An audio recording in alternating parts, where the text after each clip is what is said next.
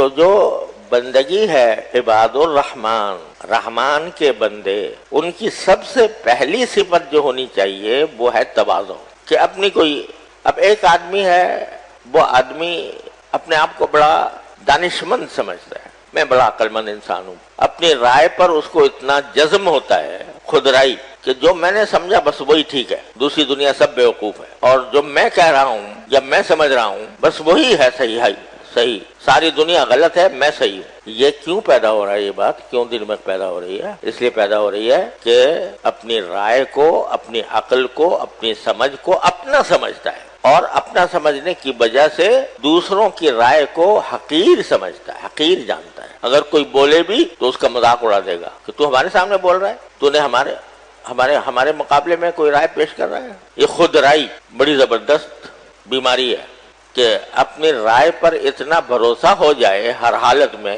کہ دوسرے کی رائے سننے کو تیار ہی نہ ہو، جو میں نے سمجھا بس وہ صحیح، جو دوسرا سمجھ رہا ہے غلط۔ یہ کیا ہے؟ تکبر ہے۔ جو آدمی متواضع ہوگا، تواضع کا حامل ہوگا، وہ کبھی دوسرے کے مشورے سے بے نیاز نہیں ہو سکتا۔ اسی لیے حضرت حکیم الامت مولانا تھانوی قدس اللہ تعالیٰ سرہ نے یہ نصیحت فرمائی کہ جب تک اپنے ضابطے کے بڑے موجود ہوں، ضابطے کے بڑے اس لیے فرمایا کہ حقیقت میں بڑا تو کون ہے یہ تو اللہ تعالیٰ ہی بہتر جانتا ہے، لیکن ضابطے میں باپ بڑا ہوتا ہے، بیٹا چھوٹا ہوتا ہے، استاد بڑا ہوتا ہے، شاگرد چھوٹا ہوتا ہے، شیخ بڑا ہوتا ہے، مرید چھوٹا ہوتا ہے، یہ ضابطے کے بڑے ہیں۔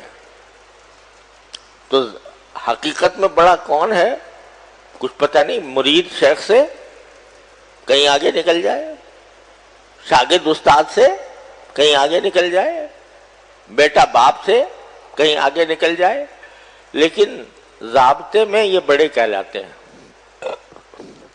تو جب تک اپنے ضابطے کے بڑے موجود ہیں ان سے مشورہ کرنے کا اہتمام کرو اپنے اہم معاملات میں، اور ان کے مشورے کی بنیاد پر فیصلے کرو، خود رائی سے نہ چلو۔ جب ضابطے کے بڑے ختم ہو جائیں تو کیا کرو؟ اپنے ہم رتبہ جو شخص ہیں ان سے مشورے کرو۔ ہم رتبہ کیسے؟ کہ ایک ہی استاد کے شاگرد ہیں دو،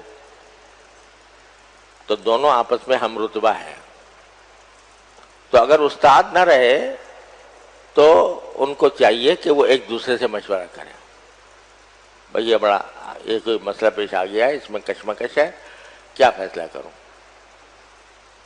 اپنے برابر کے لوگوں سے کرو، اور جب برابر کے لوگ بھی نہ رہے یا میسر نہ ہو تو چھوٹوں سے کرو، چھوٹوں سے بھی مشورہ کرو، چھوٹوں سے مشورہ کرو، اس وجہ سے کہ تاکہ تمہارے دماغ میں یہ نہ آئے کہ میں چونکہ بڑا ہوں لہذا ہمیشہ میری رائے ہی درست ہوگی۔ ہو سکتا ہے چھوٹا کوئی اچھی رائے دے دے، اللہ تعالیٰ اس کے دل میں ڈال دے۔ اچھی بات، اچھی رائے آنا یہ بھی تو اللہ تعالیٰ کی طرف سے ہوتا ہے، تو چھوٹے کے دل میں آ جائے، وہ بڑے کی رہنمائی کر دے۔ تو بعض اوقات چھوٹے کی بات بھی جو ہے وہ کارآمد ہو جاتی ہے، اور اس کی بہت سی مثالیں سنت میں موجود ہیں۔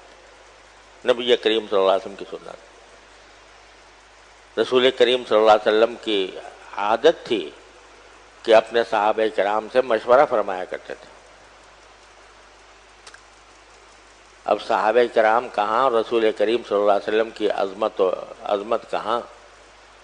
وہ پیغمبر ہیں، ان کے اوپر وحی اترتی ہے، ان کے اوپر اللہ تعالیٰ کی ہر وقت اللہ تعالیٰ کے ساتھ تعلق قائم ہے، لیکن ابو بکر و عمر سے مشورہ کر رہے ہیں رضی اللہ تعالیٰ عنہما کہ بھئی یہ صورتحال پیش آ گئی، بتاؤ کیا کرنا چاہیے۔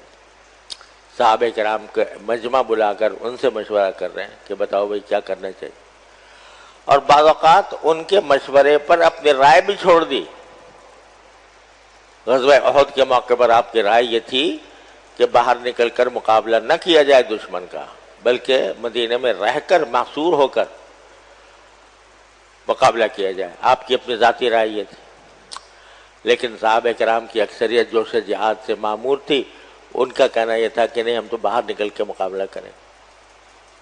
آپ نے اپنی رائے چھوڑ دی، ان کے رائے پر عمل کیا۔